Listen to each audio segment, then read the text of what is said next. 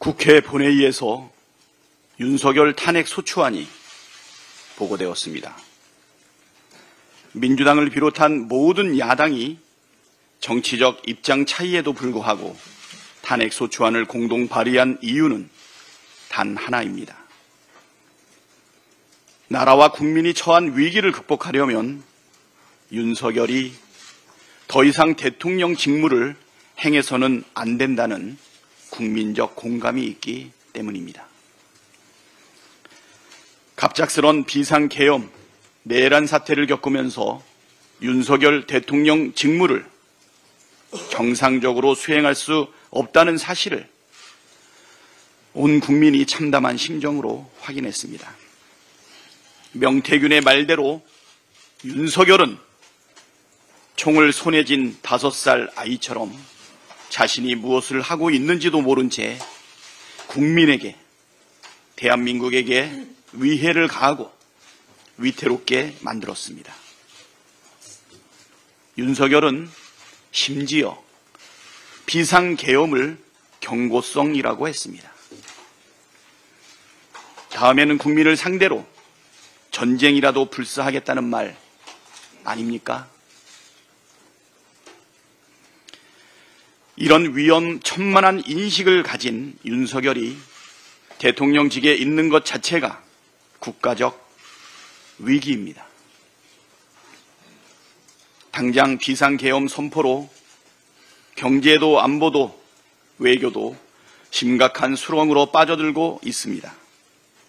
외국인 투자자들이 썰물처럼 빠져나가고 대한민국은 여행 위험 국가로 지정되는 수모를 겪게 되었습니다. 이 위기를 극복할 해법은 단 하나, 위기를 자초한 원인인 윤석열이 물러나는 것뿐입니다.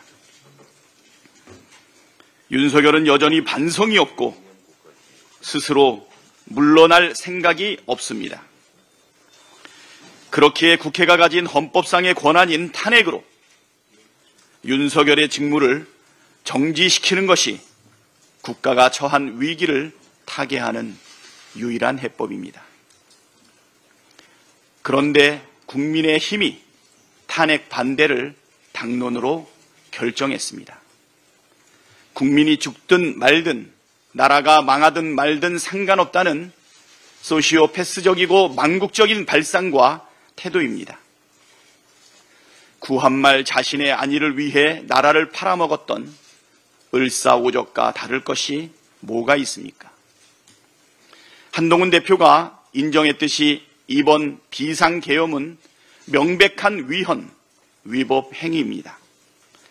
따라서 국민의힘의 탄핵 반대 당론은 위헌, 위법한 내란에 동조하겠다는 의미이거나 자신들도 내란의 공범이라는 실토 아니겠습니까?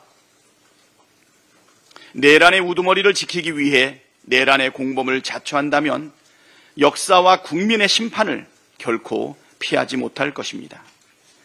국민께서는 우두머리뿐만 아니라 공범까지 싸그리 심판할 것이고 한동훈 대표도 당연히 심판받게 될 것입니다. 지금은 국가 비상 상황입니다. 나라를 팔아먹는 을사오적이 될 것인지 나라를 구하는 독립군이 될 것인지 선택하십시오. 국민의 명령을 따르면 살 것이고 국민을 배신하면 심판받습니다. 대한민국의 주인은 윤석열이 아니라 국민입니다. 추경호 원내대표께도 한 말씀 드립니다. 내란 세력이 일으킨 친위 쿠데타, 왕이 되려는 윤석열을 동조하거나 비호하려는 국민의 힘과 무슨 협의가 가능할 수 있습니까?